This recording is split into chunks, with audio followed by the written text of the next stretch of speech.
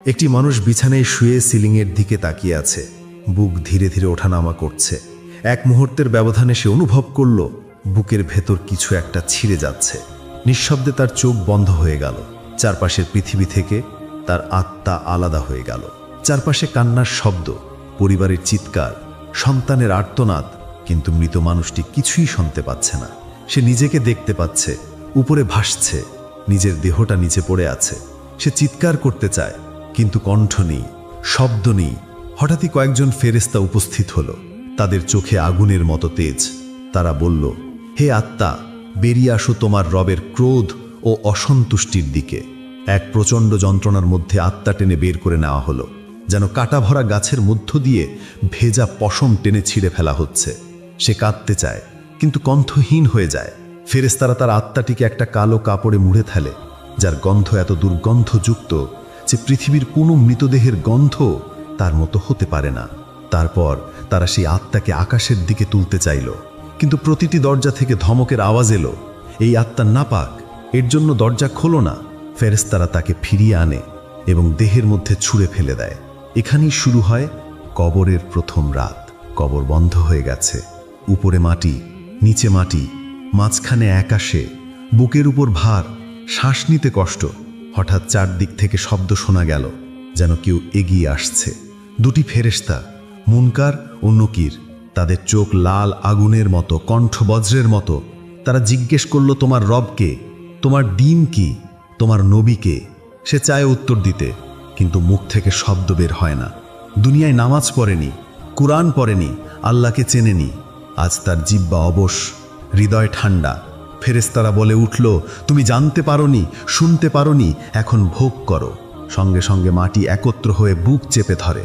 হাড়গুলো চূর্ণ হয়ে যায়, মুখের ফাঁক দিয়ে মাটি ঢুকে পড়ে। কবরের অন্ধকারে সে একা, আর সেই একাকিত্ব তার হৃদয় ভেঙে দেয়।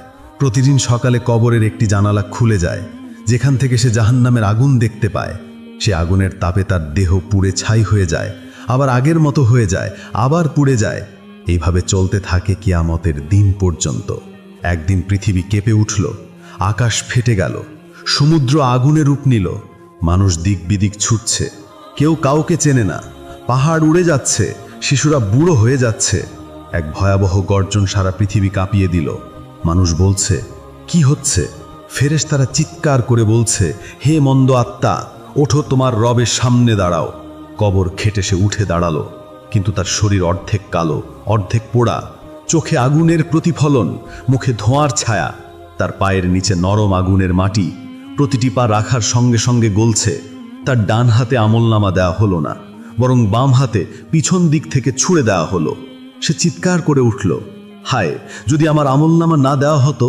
ফেরেশতারা মুখ ফিরিয়ে নেয়। সবাই নিজ নিজ হিসাব নিয়ে ব্যস্ত, কেউ কারো খবর নেয় না। সামনে বিশাল আগুনের উপত্যকা, সেই আগুনের উত্তাপে ফেরেশতারা পর্যন্ত কাঁপছে। ফেরেশতারা বলল, এই সেই জাহান্নাম যাকে নিয়ে তুমি হাসতে। সে কাঁদতে কাঁদতে বলে, হে আমার রব, আমাকে ফিরিয়ে দাও, আমি এবার ভালো কাজ করব। কিন্তু ফেরেশতারা ধমক দিয়ে বলে, এটা আর কখনো হবে না। তখন জাহান্নামের দরজা খুলে গেল, আগুনের শিখা বেরিয়ে এলো, যেন আগুন নিজেই জীবন্ত হয়ে উঠেছে। সেই শিখা মুখের চামড়া গলিয়ে দিল, হাড় ফেটে গেল, চোখ অন্ধ হয়ে গেল। মানুষের চিৎকার আকাশে ভেসে উঠল, কিন্তু কেউ শুনল না। ফেরেশতা বলল, এই আগুনই তো তুমি দুনিয়ায় উপহাস করেছিলে। আর সেই আগুন, যে আগুনের জ্বলন একবারে মানুষকে শেষ করে দেয় না, বরং পুড়িয়ে আবার নতুন করে তৈরি করে, আবার পোড়ায়। এইভাবেই শুরু হয় চিরস্থায়ী জাহান্নামের যাত্রা, যেখানে কষ্টের শেষ নেই, সময়েরও শেষ নেই। জাহান্নামের দরজা খুলে গেছে। ভেতর থেকে এমন এক গর্জন বেরিয়ে এলো, যা শুনে ফেরেশতারা পর্যন্ত থমকে যায়। শিখাগুলো শুধু আগুন নয়, ওগুলো জীবন্ত দানবের মতো নড়ছে, গর্জন করছে। প্রতিটি শিখা যেন এক একটি ক্ষুধার্ত প্রাণী। মানুষদের দল করে টেনে নেওয়া হচ্ছে ভেতরে। কেউ চিৎকার করছে, কেউ মাটিতে লুটিয়ে পড়ছে, কেউ নিজের চুল ছিঁড়ছে, কিন্তু থামার সুযোগ নেই। ফেরেশতাদের কণ্ঠ বজ্রের মতো। তারা বলে উঠছে, চলো, এটাই সেই স্থান যাকে তোমরা মিথ্যা বলেছিলে। তাদের হাতের শিকল লোহার নয়, আগুনের তৈরি। এক শিকল পায়ের গিঁট থেকে শুরু হয়ে পিঠের ভেতর দিয়ে উঠে মুখ পর্যন্ত পৌঁছেছে। প্রতিটি শিকলের ভেতরে আগুন দাও দাও করে জ্বলছে। সেই শিকল মানুষকে টেনে নিয়ে যাচ্ছে এমন এক দরজার দিকে, যেখানে বাতাস নেই, আলো নেই, কেবল আগুনের গন্ধ। সেখানে মাটি নেই, মাটি মানে আগুনে গলে যাওয়া কয়লা। মানুষের মুখ শুকিয়ে গেছে, জিহ্বা গলা থেকে বের হয়ে পড়ছে। তৃষ্ণায় পাগল হয়ে সবাই পানি চায়। তখন ফেরেশতারা তাদের উপর ফুটন্ত পানির বালতি ঢেলে দেয়।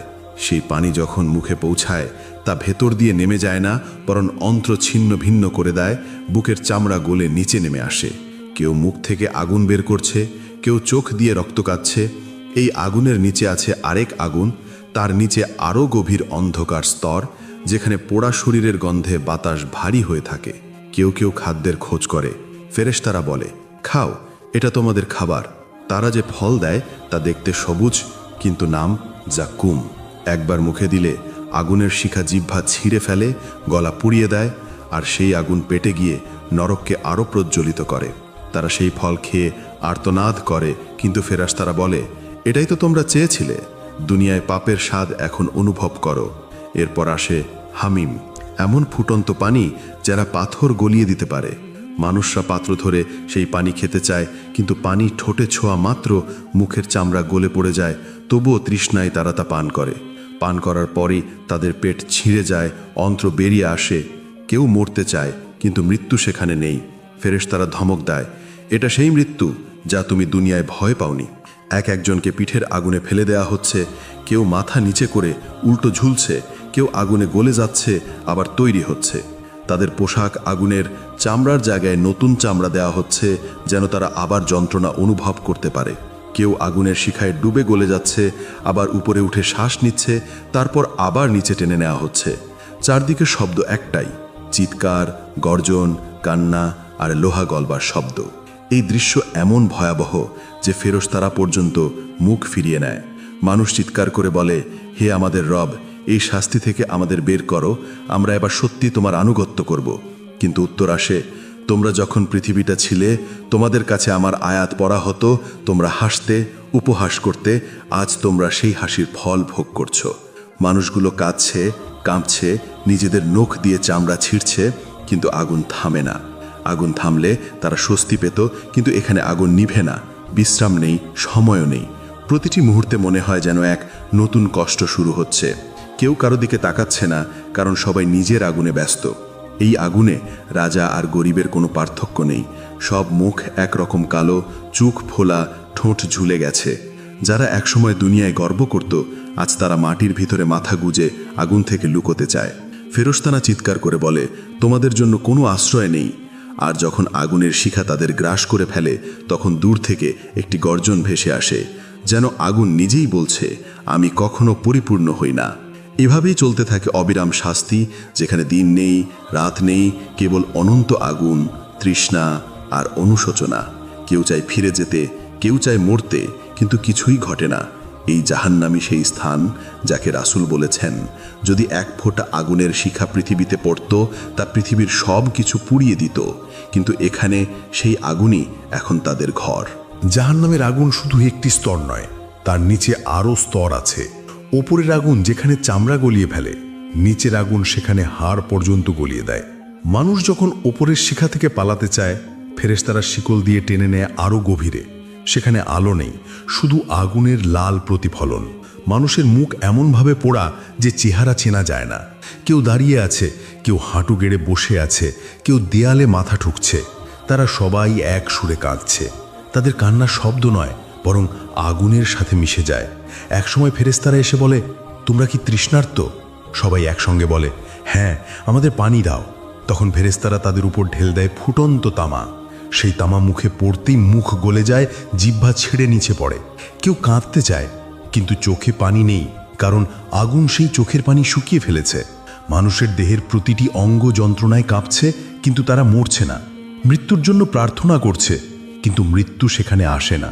কেউ কণ্ঠে হাত দিয়ে বলছে, হে আমাদের রব, আমাদের এখানে শেষ করে দাও। উত্তরে ফেরেশতারা বলে, তোমাদের জন্য মৃত্যু আর নেই। সেই মুহূর্তে তারা একে অপরের দিকে তাকিয়ে বলছে, এখানে আর কোনো শেষ নেই।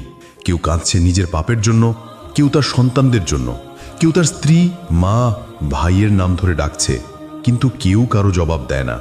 এখানে সবাই একা।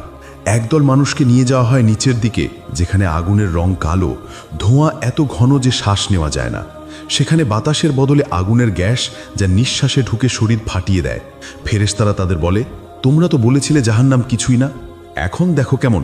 তারা হাত তুলে আকাশের দিকে তাকিয়ে বলে, হে আল্লাহ, আমাদের পাপ আমরা স্বীকার করছি, আমাদের এখান থেকে বের করে দাও। তখন আকাশের ওপার থেকে এক গম্ভীর উত্তর আসে, তোমরা এখানে চুপচাপ থাকো, আর কিছু বলো না। সেই উত্তর শোনার পর তাদের মুখ বন্ধ হয়ে যায়, কথা হারিয়ে যায়, শুধু চোখ থেকে রক্ত ঝরে। তারা বোঝে এটাই সেই চূড়ান্ত ঘোষণা, আর কোনো সুযোগ নেই। দূর থেকে জান্নাতের মানুষরা সেই আগুনের শিখা দেখে শিউরে ওঠে।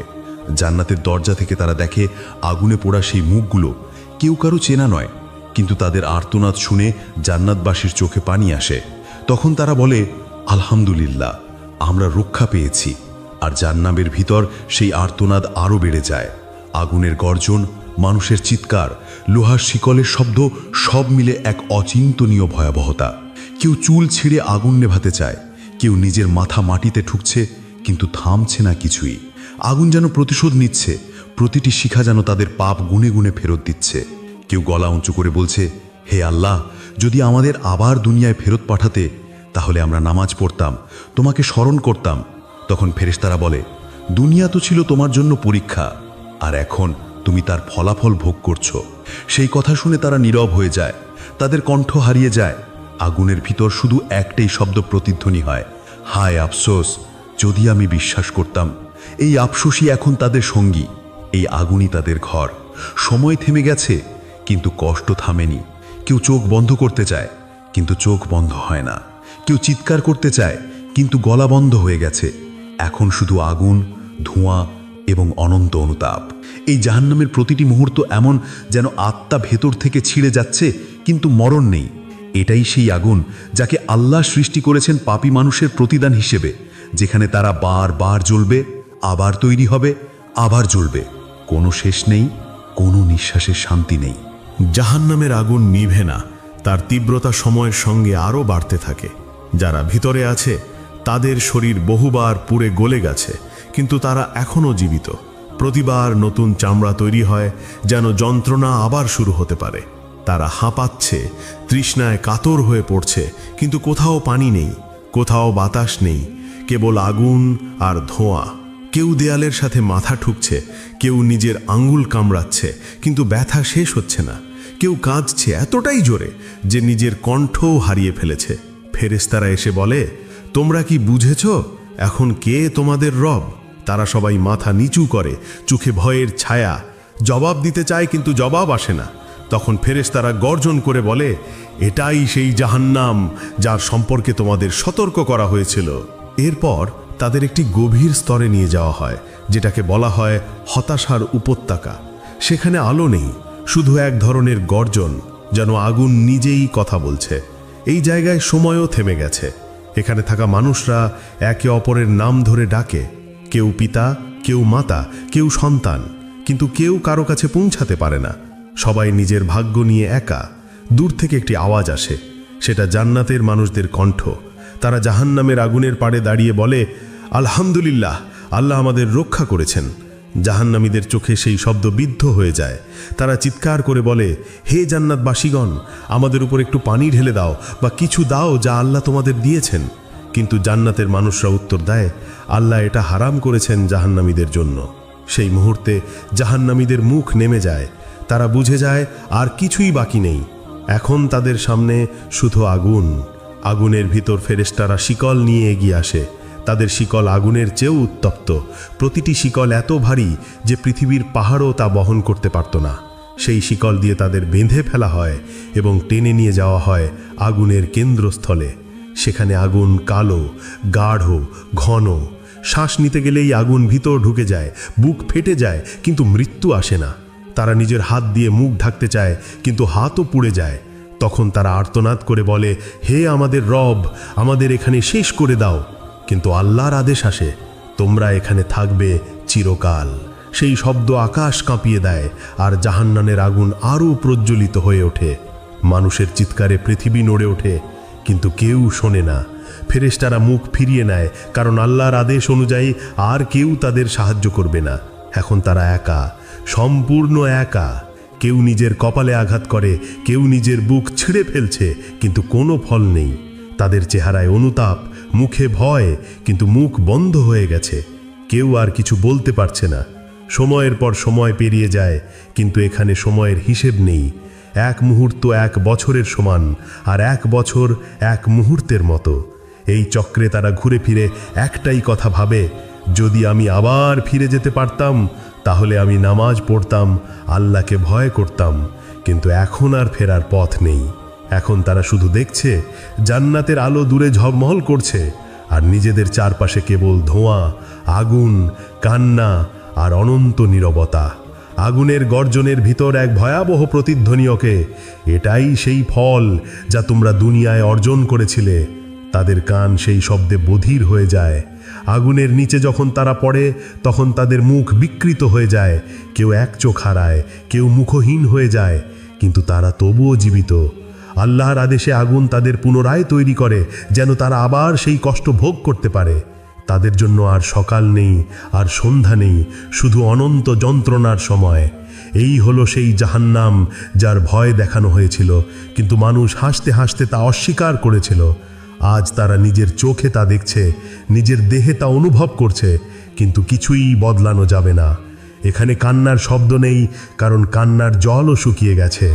এখন শুধু আগুনের শিখা আর মানুষের আর্তনাদের প্রতিধ্বনি। এটাই সেই শেষ আর্তনাদ, যেখানে কেউ আর ফিরে যেতে পারে না, কেউ আর ক্ষমা পায় না, কেবল অনন্তকাল ধরে আগুনে হারিয়ে যায়, নিজের ভুলের প্রতিফলনে পুড়ে পুড়ে অদৃশ্য হয়ে যায়।